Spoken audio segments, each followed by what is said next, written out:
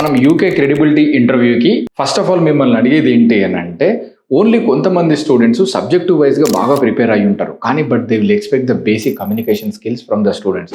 ఇవి చెక్ చేసుకోవడానికి వాళ్ళు కొన్ని రకాలైన సింపుల్ క్వశ్చన్స్ అడగవచ్చు. ఎట్లా అంటే, tell me something about your home town, okay, tell me something about your parents, who are your favourite person, so హాలిడేస్కి మీరు ఎక్కడికి వెళ్తుంటారు, ఏ విధంగా వెళ్తుంటారు అనే దానికి generalised question which even you can't guess it.